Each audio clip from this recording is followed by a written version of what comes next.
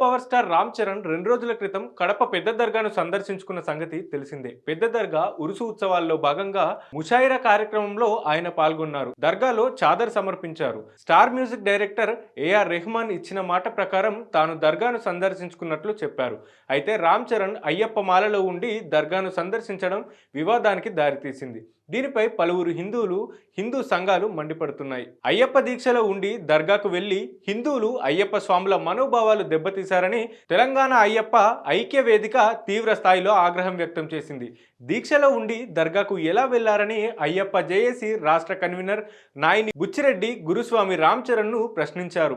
దర్గా లోపలికి వెళ్లే సమయంలో రామ్ చరణ్ నుదుటిన ఉన్న బొట్టును తుడిపించారని వారు ఆరోపించారు. మాల వేసుకున్నాక నియమ నిబంధనలు ఉంటాయన్న బుచ్చిరెడ్డి అశుభం జరిగినప్పుడు మాత్రమే మాలా బొట్టు తీసేస్తారని గుర్తు చేశారు.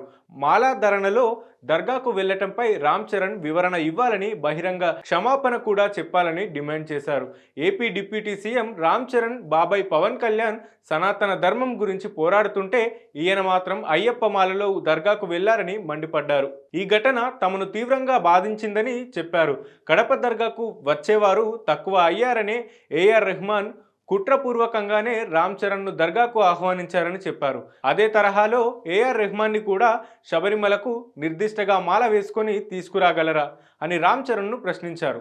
సనాతన ధర్మం అయ్యప్పలను అవమానిస్తే సహించేది లేదన్నారు. వారం రోజుల్లో బహిరంగ క్షమాపణ చెప్పకపోతే నిరసన కార్యక్రమాలతో పాటు రామ్ చరణ్ ఇంటిని ముట్టడి చేస్తామని హెచ్చరించారు. రామ్ చరణ్ భార్య ఉపాసన కౌంటర్. హీరో రామ్ చరణ్ వ్యవహారాలపై నెట్టింట విమర్శలు వస్తున్న నేపథ్యంలో వాటిపై ఆయన సతీమణి ఉపాసన కొనిదెలా స్పందించారు. రామ్ చరణ్ అన్ని మతాలను గౌరవిస్తుంటారని చెబుతూ సోషల్ మీడియా వేదికగా ఓ పోస్ట్ను పెట్టారు. చరణ్ దర్గాలో ప్రార్థనలు చేస్తున్న ఫోటోను షేర్ చేస్తూ సారే జహాసే అచ్చా హిందుస్థాన్ హమారా అనే గీతాన్ని జోడించారు. దేవుడిపై విశ్వాసం అందరినీ ఏకం చేస్తుంది, కానీ చిన్నాభిన్నం చేయదు.